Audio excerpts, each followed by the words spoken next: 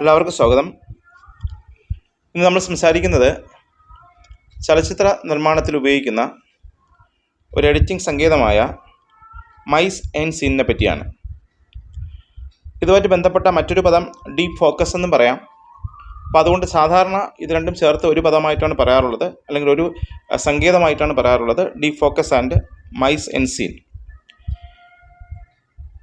Russian ചലച്ചിത്രകാരനായിരുന്ന Sergei M Eisenstein അവതരിപ്പിച്ച montage എന്ന എഡിറ്റിംഗ് സങ്കേതത്തെ വിമർശിച്ചുകൊണ്ട് കടന്നു വന്ന പുതിയ എഡിറ്റിംഗ് സങ്കേതമാണ് deep focus and mise en scene. Mise en scene എന്ന വാക്കിൻ്റെ അർത്ഥം യഥാർത്ഥത്തിൽ രംഗത്തേക്കിടുക എന്നതാണ്. ഫ്രഞ്ച് വാക്കാണ്. അതിൻ്റെ അർത്ഥം ഇങ്ങനെ, അതിൻ്റെ വാചികാർത്ഥം അതാണ്, രംഗത്തേക്കിടുക എന്നൊരു സങ്കല്പമാണ്. ഫ്രഞ്ച് ന്യൂ വേവ് സിനിമയുടെ വക്താവായ ആന്ദ്രേ ബസീനാണ് ഇതിൻ്റെ വക്താവായിട്ട് അറിയപ്പെടുന്നത്.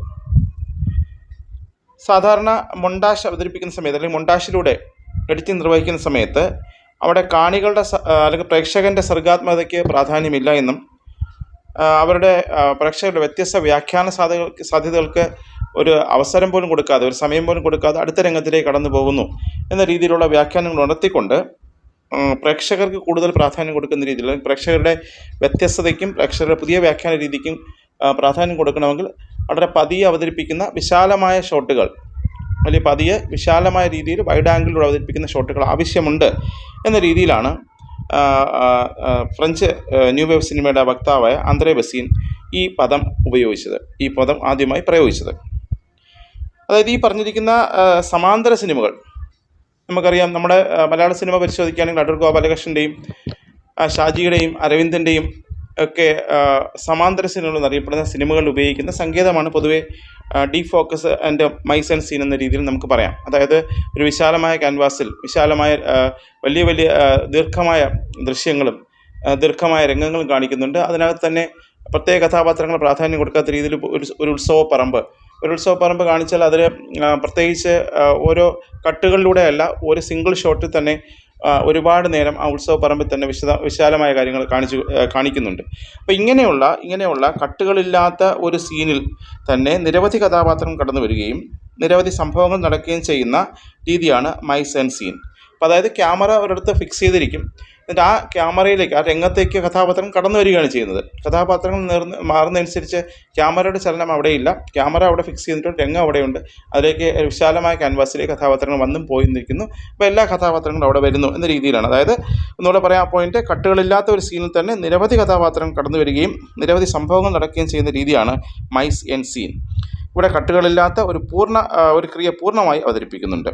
അതായത് സാധാരണ വൈഡ് ആംഗിൾ ഷോട്ടുകളിലൂടെയാണ് ഈ രംഗങ്ങൾ ചിത്രീകരിക്കുന്നത്. നമ്മുടെ സമാന്തര സിനിമകൾ ഇത് വളരെ പ്രശസ്തമാണെന്ന് നമുക്കറിയാം. ഉദാഹരണമായിട്ട് പറഞ്ഞാൽ നമുക്ക് ജി അരവിന്ദൻ്റെ തമ്പ് എന്ന സിനിമ എടുക്കാം. അപ്പോൾ അതിൽ തമ്പെന്ന് വെച്ചാൽ സർക്കസ് കൂടാരമാണ്. അപ്പോൾ അതുകൊണ്ട് തന്നെ സ്വാഭാവികമായിട്ട് അതിലെ ദൃശ്യങ്ങൾ പരിശോധിച്ചാൽ നമുക്കറിയാം സർക്കസ് വണ്ടിയുടെ ഓട്ടം കാണിക്കുന്നുണ്ട്. അത് വളരെ നേരം, ഒരു ദീർഘനേരം ആ സർക്കസ് വണ്ടി ഇങ്ങനെ പോകുന്നതായിട്ട് കാണിക്കുന്നുണ്ട്. പിന്നെ അതിനുശേഷം സർക്കസുകാർ തമ്പടിക്കുന്നത് കാണുന്ന കുട്ടികളുടെ ദൃശ്യങ്ങളും ആവേശത്തോടെ എത്തിച്ചേർന്നിരിക്കുന്ന മറ്റു നാട്ടുകാരുടെയും പിന്നെ തമ്പ് കെട്ടുന്നവരും അവിടേക്ക് വന്നുകൊണ്ടിരിക്കുന്നവരും പോകുന്നവരും എല്ലാവരും ചേർന്നിരിക്കുന്ന ഒറ്റ ദൃശ്യമായി ആ രീതിയിൽ കാണിക്കുന്നു. അപ്പോൾ വിശദമായ ദൃശ്യങ്ങൾ ഒരുപാട് സമയമെടുത്ത് കാണിക്കുന്ന രീതിയാണ് ആ തമ്പിലുള്ളതെന്ന് നമുക്കറിയാം. അപ്പോൾ ഇതിനിടയിൽ തന്നെ ചില ദൃശ്യങ്ങൾ ഇങ്ങനെ ഫോക്കസ് ചെയ്ത് കാണിക്കും.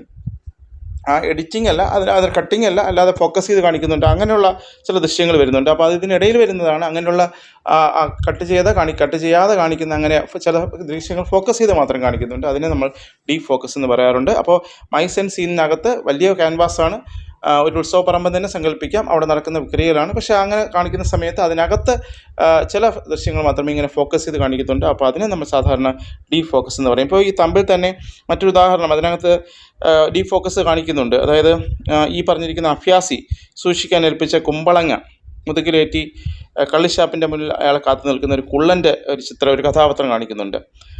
അത് ഒറ്റ ഷോട്ടിൽ തന്നെ കാണിക്കുന്നുണ്ട്. ഇനി അദ്ദേഹം ഭാരം കൊണ്ട് കുമ്പളങ്ങ വലത് കൈയിലും ഇടത് കൈയിലും മാറി മാറി പിടിക്കുന്നു. അപ്പോൾ സാധാരണ നമ്മൾ മറ്റ് സിനിമകളിലൊക്കെ ആണെങ്കിൽ ഈ ഓരോ കൈ മാറുന്നതനുസരിച്ച് ഷോട്ട് കട്ട് ചെയ്ത് കാണിക്കും. പക്ഷേ ഇതങ്ങനെയല്ല, ഒറ്റ ഷോട്ടിൽ തന്നെ, ഒറ്റ ക്യാമറ ആംഗിളിൽ തന്നെ കൈകൾ നമ്മൾ സാധാരണ കാണുന്നത് പോലെ പിന്നെ കൈകളും വലത് കയ്യിലിരിക്കുന്ന കുമ്പള ഇടത് കയ്യിലോട്ടും ഇടത് കയ്യിലിരിക്കുന്ന കുമ്പള ഇങ്ങനെ വലത് കയ്യിലോട്ടും ഇങ്ങനെ മാറ്റി മാറ്റി കാണിക്കുന്നതായിട്ട് കാണിക്കുക. പക്ഷേ അത് ഒറ്റ ഷോട്ടിൽ തന്നെ കാണിക്കുന്നു, അല്ലാതെ ക്യാമറ കട്ട് ചെയ്ത് ഇടത് കയ്യിൽ കുമ്പളങ്ങ ഇരിക്കുന്ന സമയത്ത് ഒരു ഷോട്ടും വലത് കയ്യിലിരിക്കുന്ന കുമ്പളങ്ങ ഇരിക്കുന്ന സമയത്ത് മറ്റൊരു ഷോട്ടും അങ്ങനെയല്ല കാണിക്കുന്നത്. അല്ലാതെ ഒറ്റ ഷോട്ടിൽ തന്നെ ഇതിങ്ങനെ മാറി മാറി കാണിക്കുന്നത് ഒരു ഡീ ഫോക്കസിന് ഉദാഹരണമാണ്. അപ്പോൾ പൊതുവായി പറഞ്ഞാൽ മൈസ് ആൻഡ് സീൻ എന്ന് വെച്ചാൽ വലിയ ക്യാൻവാസാണ്. അപ്പോൾ അതിനകത്ത് ചില ദൃശ്യങ്ങൾ മാത്രം ഇങ്ങനെ ഫോക്കസ് ചെയ്ത് കാണിക്കുന്ന ഡീ ഫോക്കസ് എന്ന് നമുക്ക് പറയാം. ഇനി സാങ്കേതികമായി ഇതിനകത്ത് ഘടകങ്ങൾ, സാങ്കേതികമായി പറഞ്ഞാൽ ഇതിനകത്ത് ക്രമീകരണം, പിന്നെ അതിനകത്ത് ഉപയോഗിക്കുന്ന പ്രോപ്പർട്ടികൾ അല്ലെങ്കിൽ പ്രോപ്സ് എന്നറിയപ്പെടുന്ന വസ്തുക്കൾ, പിന്നെ വേഷവിധാനം, മേക്കപ്പ്, അതെല്ലാ സിനിമയ്ക്കുള്ള കാര്യങ്ങൾ തന്നെ. അഭിനേതാക്കൾ, ലൈറ്റിങ്, പിന്നെ ദൃശ്യങ്ങളുടെ ലൈറ്റിംഗ് പാറ്റേൺ, പിന്നെ അതുപോലെ കോമ്പോസിഷൻ, ഫ്രെയിംസ്, ഇതെല്ലാം തന്നെ ഈ പറഞ്ഞിരിക്കുന്ന ഡീ ഫോക്കസിന് പ്രധാനപ്പെട്ടതാണ്. ഇനി ഇതുമായിട്ട് ബന്ധപ്പെട്ട് നമുക്ക് മിലോസ് ജാൻസ്കോയുടെ ദ റൗണ്ട് അപ്പ് എന്ന ചലച്ചിത്രം ഇതിൽ വളരെ പ്രഖ്യാതമാണെന്ന് പറയാം. ഇനി ഇതിനകത്ത് എല്ലാത്തിനും പോലെ നമുക്ക് ഇതിനകത്തൊരു ദാർശനിക സങ്കല്പം കൂടെ വേണമെങ്കിൽ കൊണ്ടുവരാം. ഈ പറഞ്ഞിരിക്കുന്ന ഈ വലിയ ഷോട്ടുകൾ അല്ലെങ്കിൽ ദീർഘനേരമുള്ള ഷോട്ടുകളുടെ പ്രാധാന്യം, മൈസ് ആൻഡ് സീനിൻ്റെ പ്രാധാന്യം ദാർശനികമായി നമ്മൾ സംസാരിച്ചാൽ നമുക്ക് 4 പോയിന്റുകളായിട്ട് നമുക്കതിനെ പറയാം. ഈ ഷോട്ടിൻ്റെ പ്രാധാന്യം എന്തെന്ന് ചോദിച്ചാൽ, ഒന്നാമത്തെ കാര്യം, ഈ ചിത്രീകരണ രീതിയിൽ ദൃശ്യങ്ങൾ കടന്നു വരുന്ന ഒന്നും അപ്രധാനമല്ല. കാരണം എല്ലാവരും ആ രംഗത്തുണ്ട്. അവിടെ നായകനും വില്ലനും എന്നൊക്കെ അങ്ങനെ സങ്കല്പമൊന്നുമില്ല, എല്ലാവരും ആ ദൃശ്യങ്ങളുണ്ട്. അപ്പോൾ എല്ലാ കഥാപാത്രങ്ങളും ഒരുപോലെയാണെന്ന് അതിനകത്ത് കാണിക്കാം. സിനിമയിൽ ഒരു പുതിയ സൗന്ദര്യ ദർശനം ഇത് ഉണ്ടാക്കിയെടുക്കുന്നു എന്ന് രണ്ടാമത്തെ പോയിൻ്റായിട്ട് പറയാം. മൂന്നാമത്തെ പോയിൻ്റായിട്ട് മുഖ്യ കാഴ്ചയോടൊപ്പം തന്നെ ഓരോ കാഴ്ചകളും എന്ന വേർതിരിവില്ലാതാവുന്നു. ഒരു മെയിൻ കാഴ്ചയും പിന്നെ അതിൻ്റെ കൂടെ ചേർന്ന മറ്റേ കാഴ്ചയും, അങ്ങനെയല്ല, എല്ലാ കാഴ്ചയും ഒരുപോലെ തന്നെ നമുക്ക് കാണുന്ന ആളിന് അതിൽ ഏതാണെന്ന് നമുക്ക് തിരഞ്ഞെടുക്കാം. പിന്നെ അതിനകത്ത് സാമൂഹ്യപരമായി പറഞ്ഞ സാമൂഹ്യ വിഭജനത്തിന് ഒരു പ്രതിരോധം തീർക്കുന്നതാണ് ഈ പറഞ്ഞ സീനെന്ന് നമുക്ക് ദാർശനികമായി പറയാം. അപ്പോൾ നമുക്ക് മൈസ് ആൻഡ് സീനിൻ്റെ ദാർശനിക പ്രാധാന്യമാണ് ഇപ്പോൾ സംസാരിച്ച് 4 പോയിന്റിൽ പറയാം. ഒന്നുകൂടെ, ഈ ചിത്രീകരണ രീതിയിൽ ദൃശ്യങ്ങൾ കടന്നു വരുന്ന ഒന്നും അല്ല എന്ന തോന്നലുണ്ടാകുന്നുണ്ട്. പിന്നെ സിനിമയിൽ ഒരു പുതിയ സൗന്ദര്യ ദർശനം നൽകുന്നുണ്ട്. പിന്നെ മുഖ്യ കാഴ്ചയോടൊപ്പം തന്നെ ഓരോ കാഴ്ചകളും എന്ന വേർതിരിവ് ഇല്ലാതാകുന്നു. പിന്നെ സാമൂഹിക വിഭജനത്തിന് ഒരു പ്രതിരോധം തീർക്കുകയാണ് ഈ പറഞ്ഞിരിക്കുന്ന ദൃശ്യത്തിൻ്റെ പ്രത്യേകതയെന്ന് മനസ്സിലാക്കാം.